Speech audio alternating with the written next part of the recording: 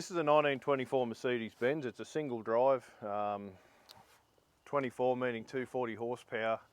You see the WC2 on it. Now this comes from a company that I work for right now, so they bought it brand new. We used to have a shale quarry here in Western Sydney.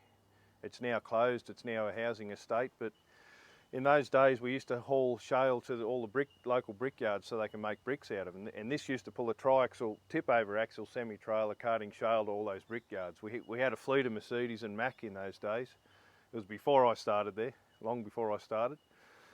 I started there in 2001, and after it was a tipper, it was a water truck, meaning WC2, water cart 2.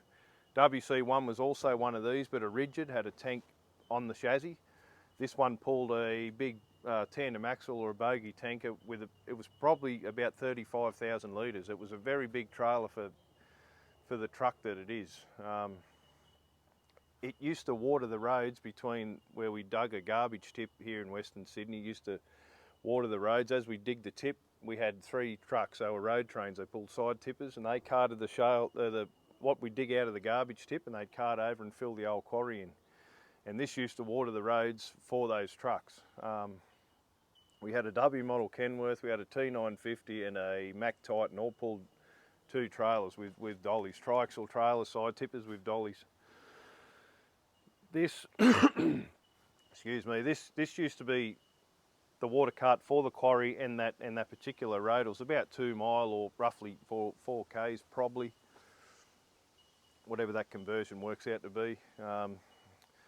In those days of mechanics, which I was an apprentice mechanic at the time. I didn't even have a car licence, and they used to get blokes out of the workshop to go and do this job because the standpipe was right outside the workshop. So I was shown how to drive it. It was the first, I drove the W model first with my father, but this was the first truck I ever drove by myself, actually hauling a load and working it.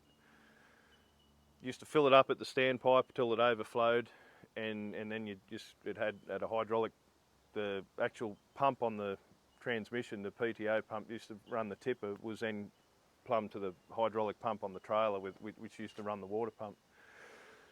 We'd water the roads with it and then turn her off and go back in the workshop and do whatever we're doing. So I used to absolutely love it. I just used to, it was just, in those days I used to enjoy going to work. We used to drive trucks, we used to drive floats, machines, scrapers, whatever they were.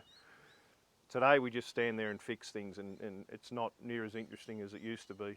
I was only 16 back then, I think, when we used to drive this one round. It's a 6-speed reverse pattern ZF gearbox with a splitter, so it equals 12 speed. It's single drive, as I said, single axle. Got Mercedes diff, got a big, as you can see there, big hub reduction planetaries on it, very strong.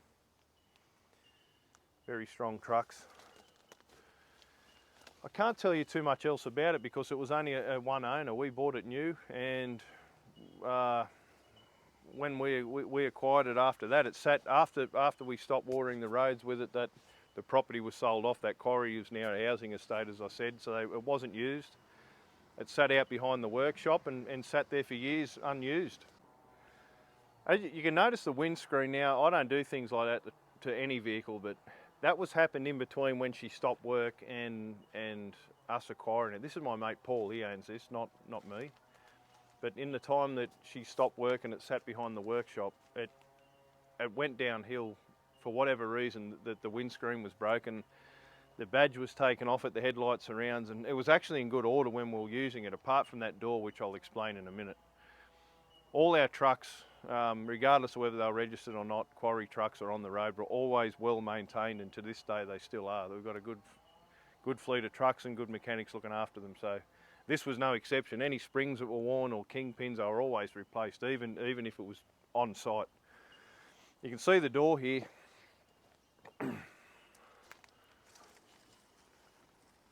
It's had a door made up. You come around the back of the cab here. You can see the ding. She was actually jackknifed by one of the plant operators many years ago. Rather than using the handpiece, they weren't always truck drivers that drove these things. So as you can imagine, that big trailer full of water surging, and it's only single drive, and she had an exhaust brake, so that axle used to lock up, and used to push it round, and then the trailer come round and squashed the cab and wrecked the door. So it was pulled out enough, and then we had a Boilermaker at the time make that door up, and they kept working it. So that's what happened there. So in the creeks and that used to go down through when you were using it, especially with the wet roads after you'd watered it, you'd always use the hand control rather than the foot brake. So that didn't happen. You use your trailer brakes to hold her up. So I think what we'll do now, last time I had it going, which is about 6 years ago probably, I put it here, I had to run it off a drum because that tank, the fuel gauge sender bolts are all loose and it filled up with water. So I'll just lift the bonnet up. It's got a 6-cylinder Mercedes Benz diesel engine. The exact model I don't know, I'm not a Mercedes bloke.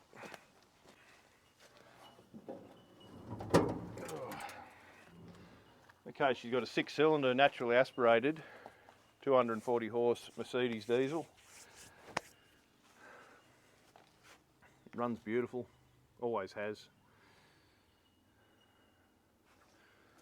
I just think, trying to remember if I plumbed the tank back up to it last time I used it or not.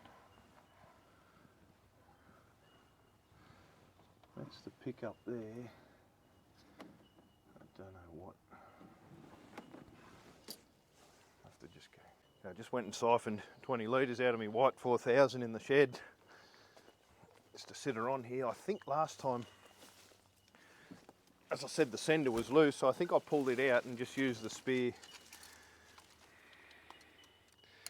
that went into the tank just to sit in this 20 litre drum. I think that's what I did. Anyway, we'll see if that works again. The old tank's got a fair bit in it. I'd say it's all water.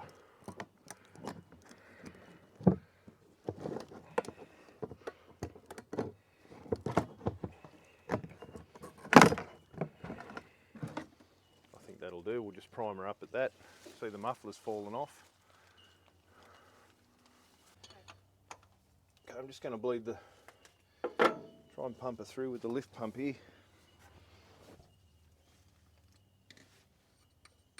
Hopefully she picks it up. I haven't got the air compressor on the ute. It's still on the drop deck, ready to go and pick up that tractor when it stops raining. So I haven't got any air with me at the moment to pressurise anything, and that feels like it's doing absolutely nothing.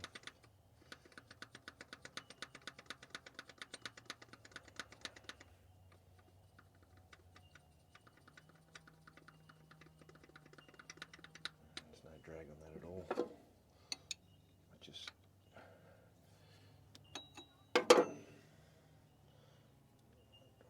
and suck it through.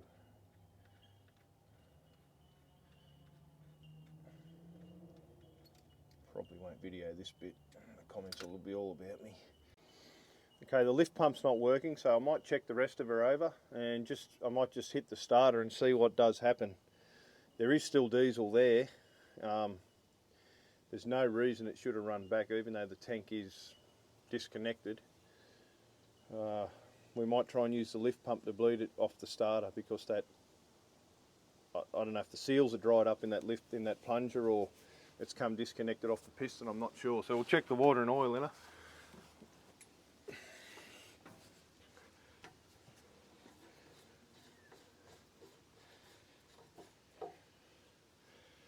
And she's going to need a bit of water. Let's get some. Okay, it is Sunday here. Thought we'd come down just for another piece of content because I was filming one of the tractors up in the shed yesterday and come across another problem. And in order to finish that particular video, I'm going to need parts. So I thought we've nearly used our whole backlog of content up, pre-recorded stuff that we had, because these last few weeks have been the videos that we've been doing have been extended over a period of 6 to 8 weeks. So in that time, we've been using up our backlog of content we've already filmed. Excuse me. Check the oil.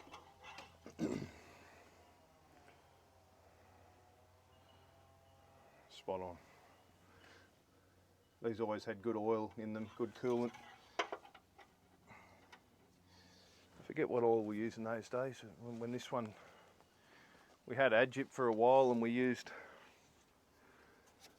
a few other local mobs, bigger mobs and local mobs over the years, but at the moment we're using Mobil.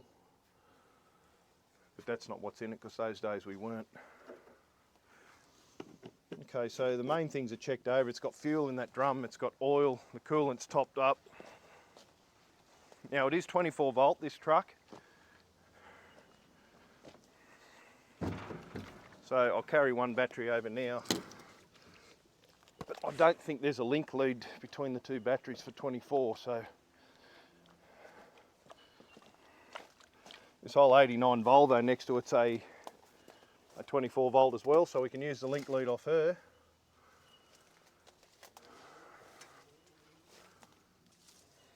Yeah, we can use that one, that's okay, providing it conducts electricity. She's a pretty rough looking old thing, but I really need a terminal cleaner. Go to the shop this afternoon, I might get one.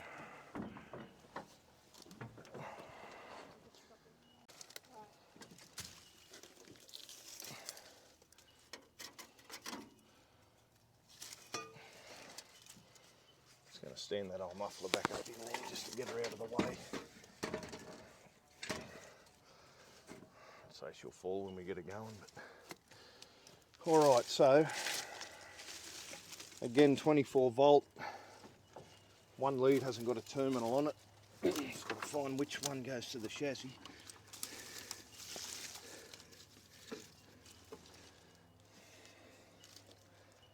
I'd say that's earth there because it's got the smaller.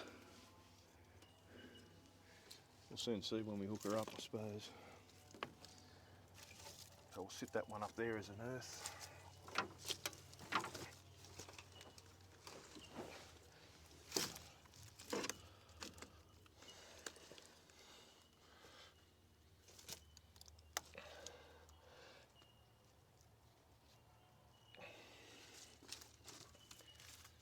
That's going to be our link lead from. It's not in very good order though. I can't tighten the bolts on it. I'll go and get another battery, and I've got about 4 pairs of vice grips here, which I'm going to have to use because all those bolts are rusted.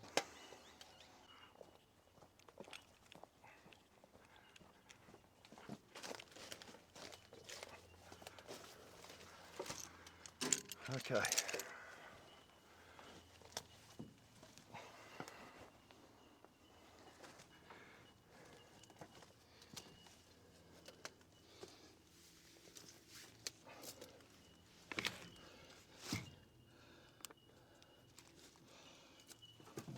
Two 12 volts in series gives you 24 volt. Two 12 volts in parallel gives you 12 volts. So I'm sure most of you know that, but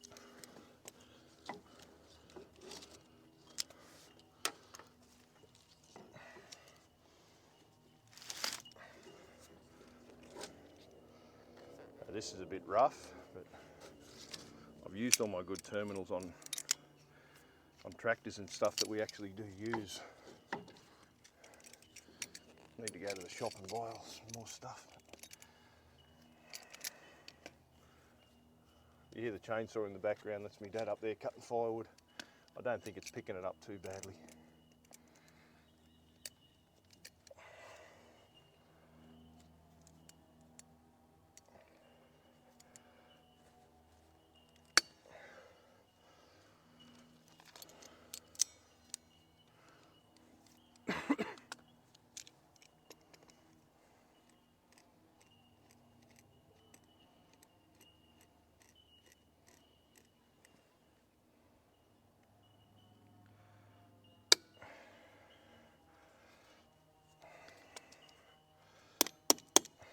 Bodgy, yes, I know.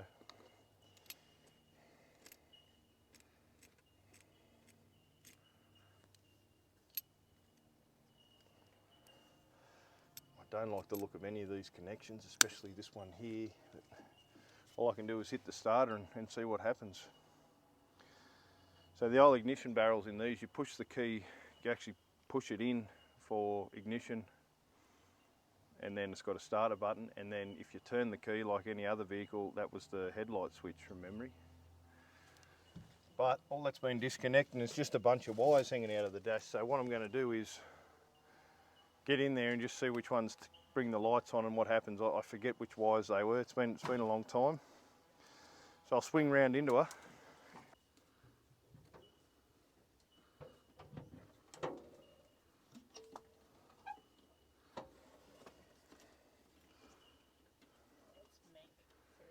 Yeah, the rats like her. I don't want to get close to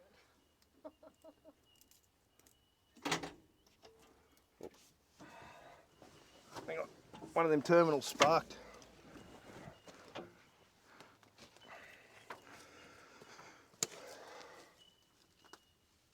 Which one it was, I have no idea.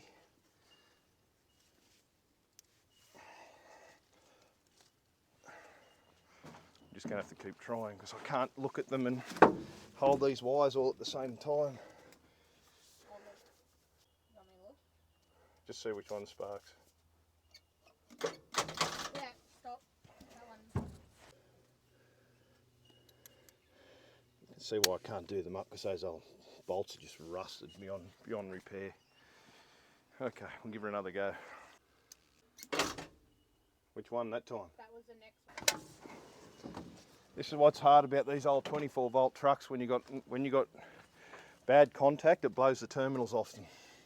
This one.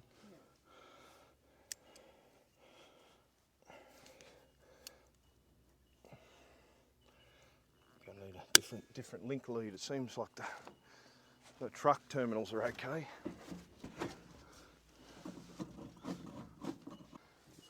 Okay, we're going to give her a go.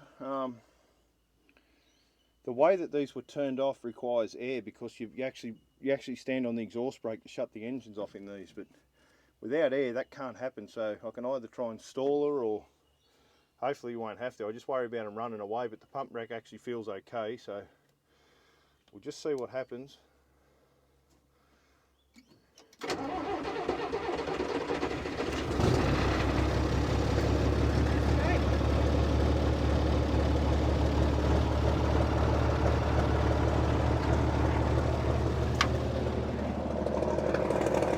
Well, there you go, that didn't take much.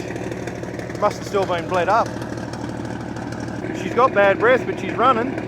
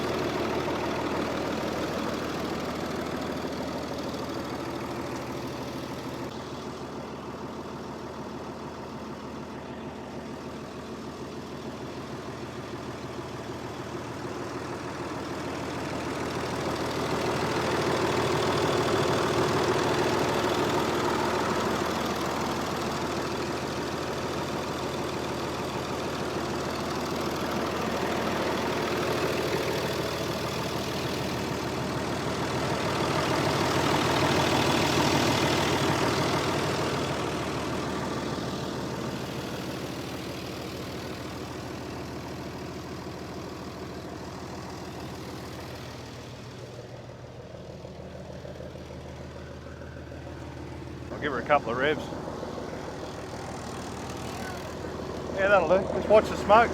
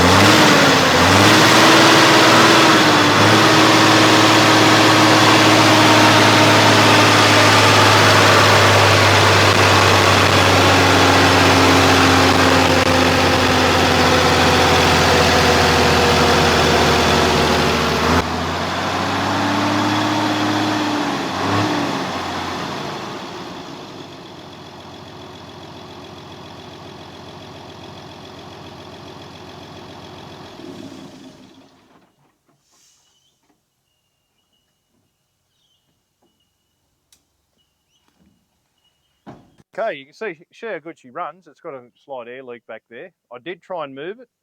A couple of things happened. One, that steer's flat. And if you come around here, this tyre was spinning. That inside one's off the bead. These are tubeless, 11R22.5s. That's off the bead, and the other side has only got a single tyre on it because someone pinched the rim off it. I don't know where that is at this stage. Air leak, I don't know where it is, but everything functioned.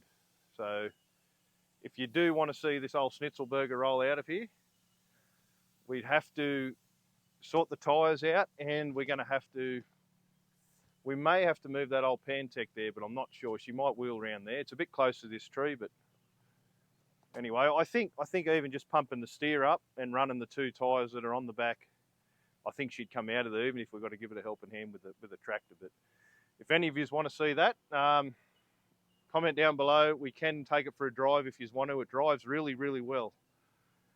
If we had a cab, the chassis and everything, the axles, the diff, the transmission, everything's in good order. The engine, as you heard, it's just the cab lets it down. So again, it's not mine, and